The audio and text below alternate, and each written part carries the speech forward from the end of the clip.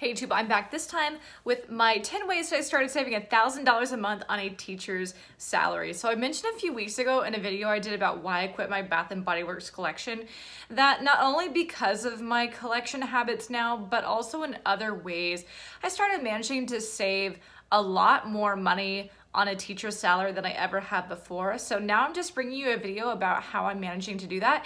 And I have my 10 ways again that I managed to start doing that. So before I get started, number one, I'm not going to disclose my exact salary. I do keep tabs on exactly how much I make. Like I could tell you that number if I wanted to exactly to the dollar, like right now for this school year.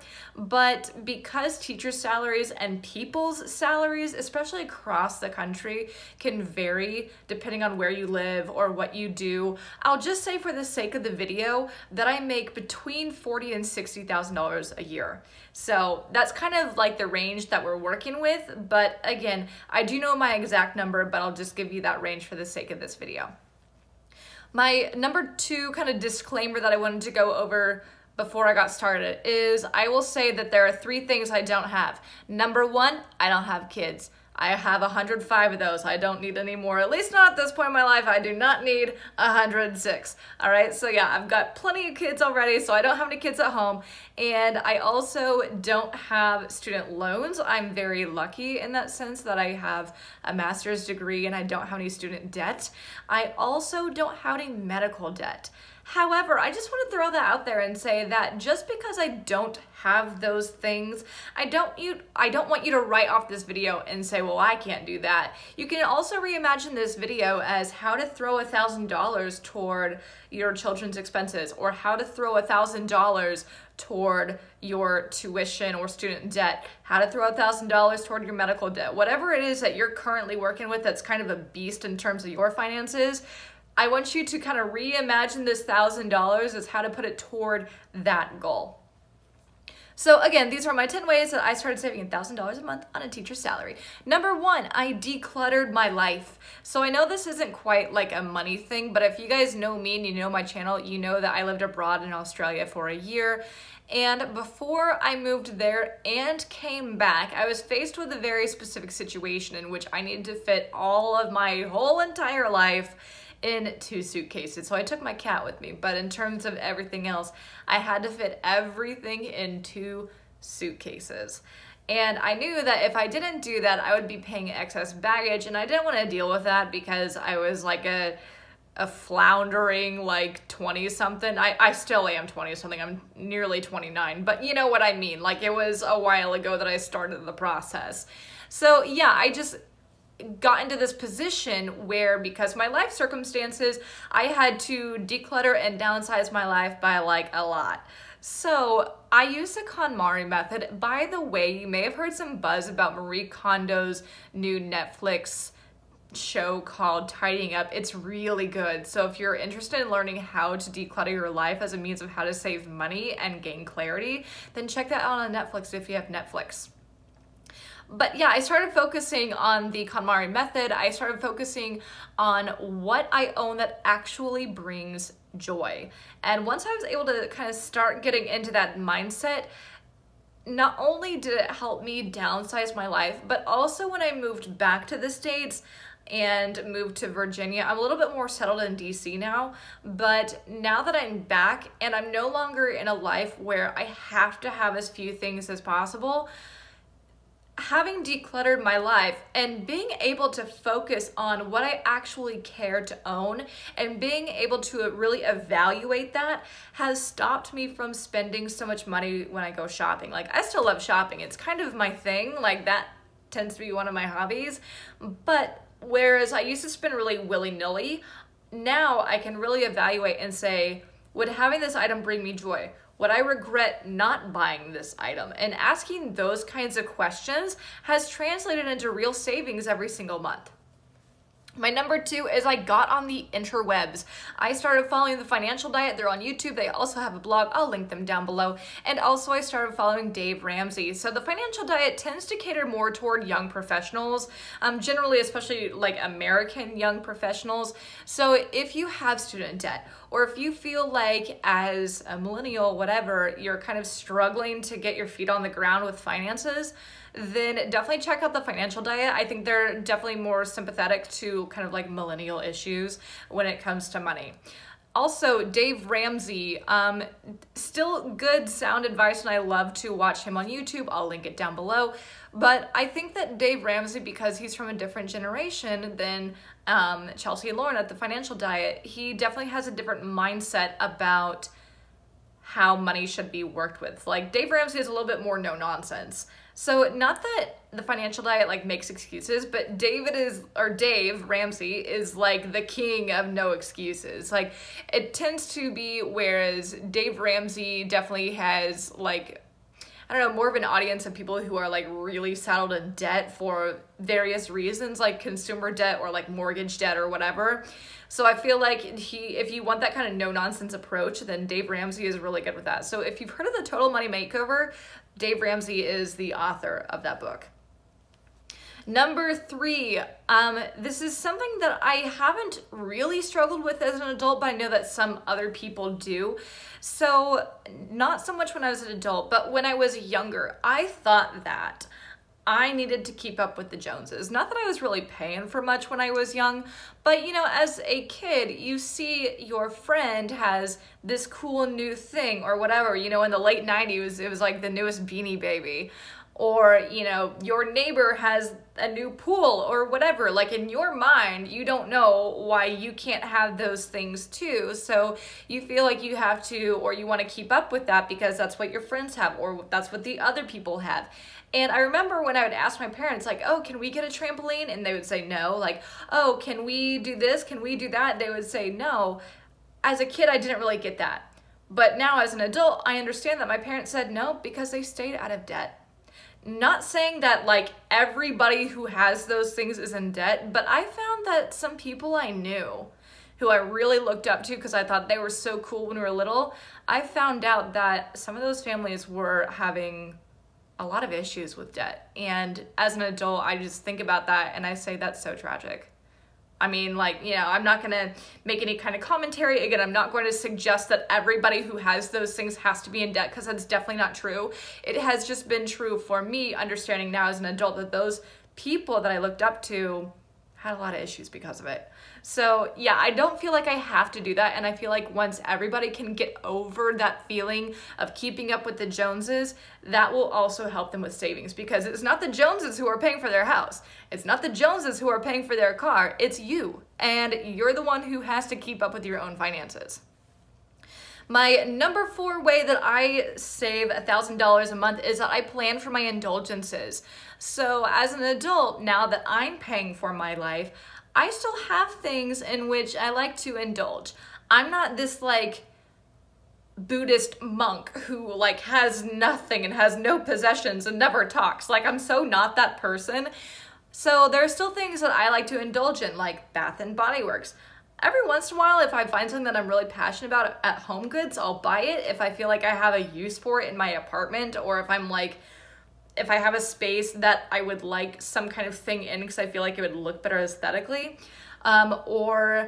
Let's see, like, you guys know that I travel a lot, so I save for my flights. I like to have my hair colored, you know, things like that. So I save up in advance for those indulgences because I know in the future, someday, I'm going to spend in that area. So while I feel like you shouldn't always have to say no, and you shouldn't always have to like rid your life of anything enjoyable, I feel like you shouldn't go into debt because of those things that are enjoyable.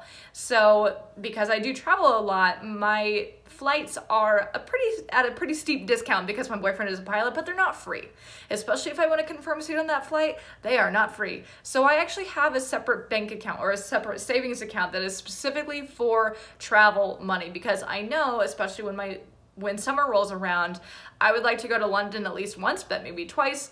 I'll be in Wichita for a couple days in summer, so I have these ideas in my head of where I would like to go, and now I need to save up for that time because I'll be spending on flights, I'll be spending on probably a rental car, not so much in London, but in Wichita.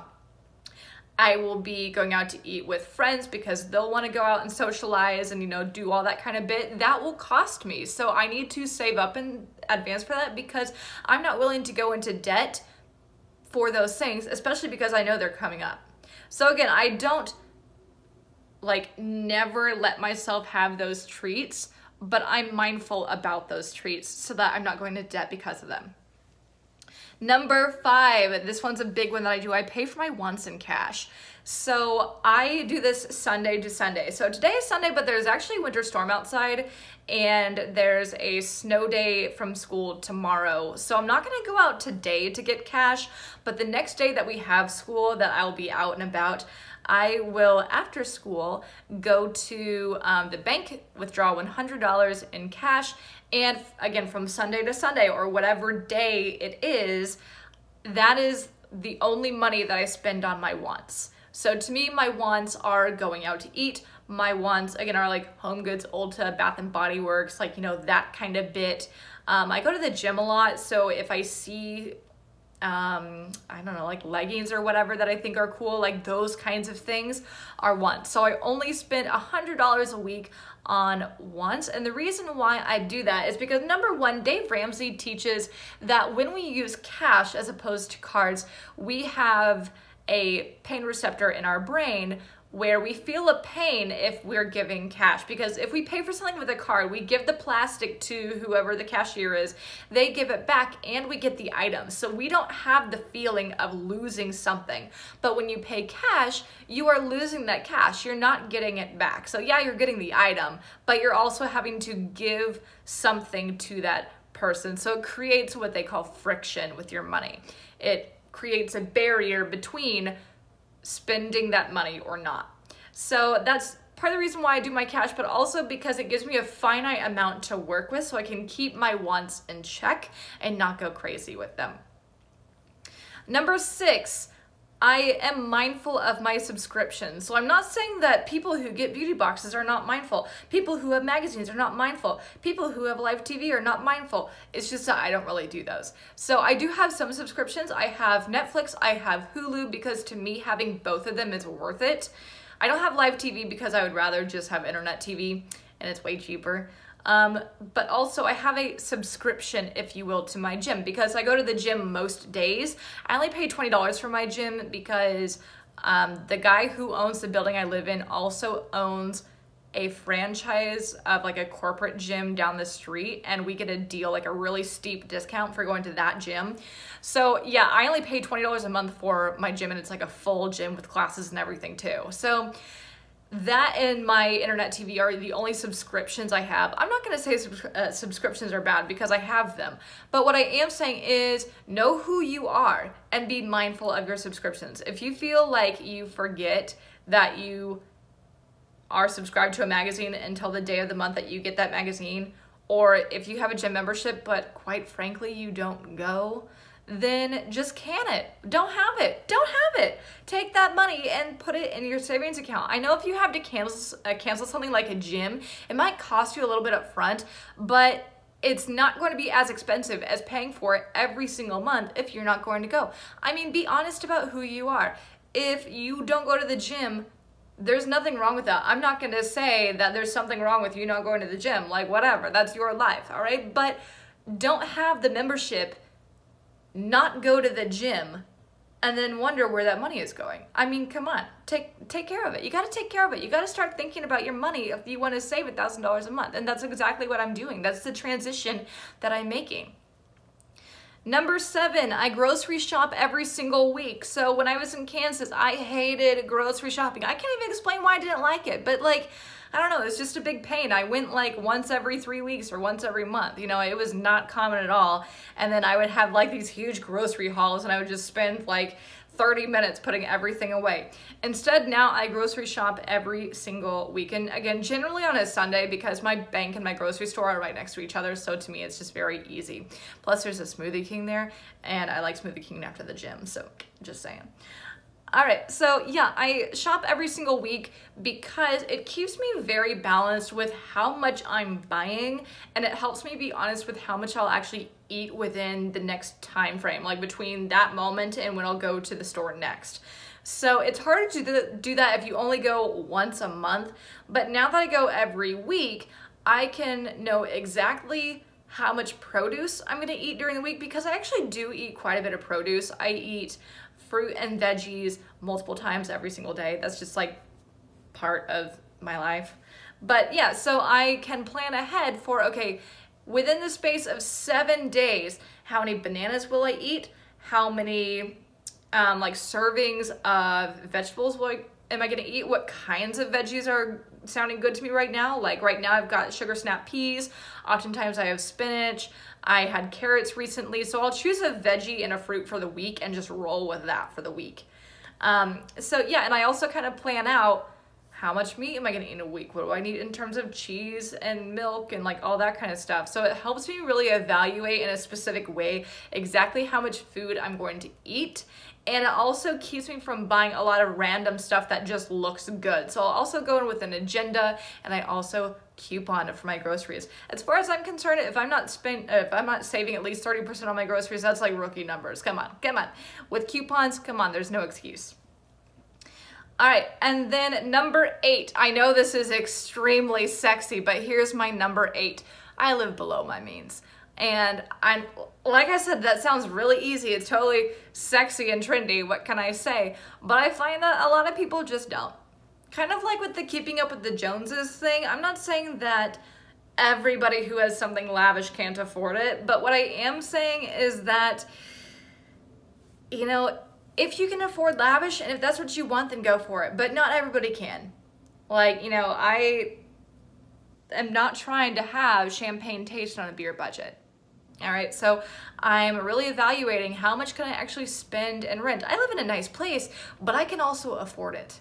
And I love my car, but I can afford my car. So there's a difference between the want for some people and the have. All right, so make sure that you know the difference and you can handle the difference, because your wants may be up here, but if your money's down here, it's gonna create a problem for you if you're trying to save $1,000 a month. Number 9, I ask for more. All right, so I kind of like, I wouldn't say that I've been a timid or passive person, especially as an adult, but I don't know, late last year, I started to really be more confident and more, I guess, proactive with asking for more. I'm definitely of the mindset of ask and you shall receive to a certain extent. As long as your requests aren't crazy, I kind of believe in ask and you shall receive. So as an example, in my school, I get paid every week to spend 2 hours teaching kids yoga, because I do yoga at the gym when I'm not lifting. And I've been doing it for several years, so I know, like, you know, the basics of yoga, and that's what I teach to my kiddos. So I asked to be a part of the program that lets me do that, and I said, hey, I have this skill. Can I offer this skill? And they said, yeah, we'll pay you this much for it. All right, so I asked to do that because even though I don't need the money, it is nice, and it does go toward my savings. It's quite a chunk because I do it every week.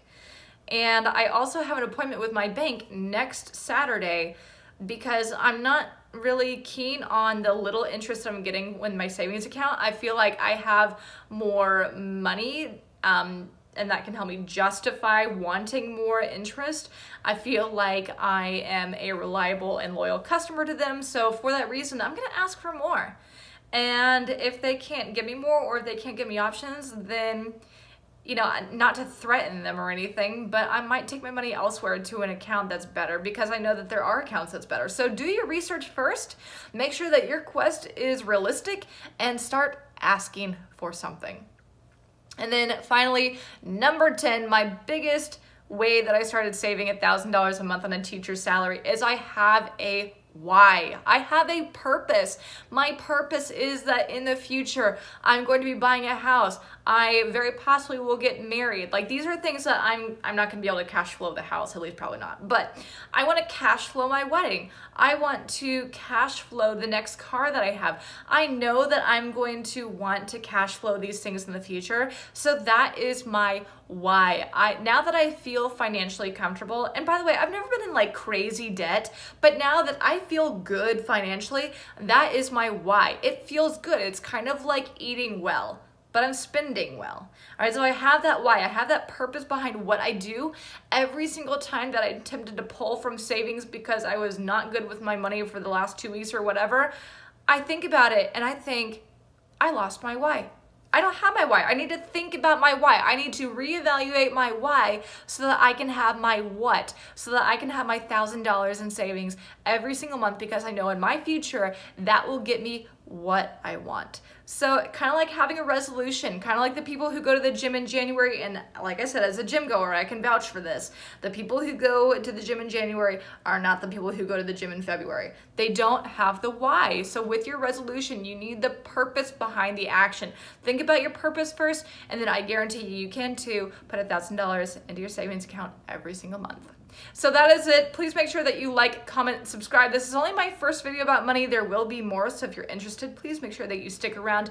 Also make sure that you follow me on Instagram at YellowBrickExpat, same way as spelled here, and I'll see you guys next time. Bye.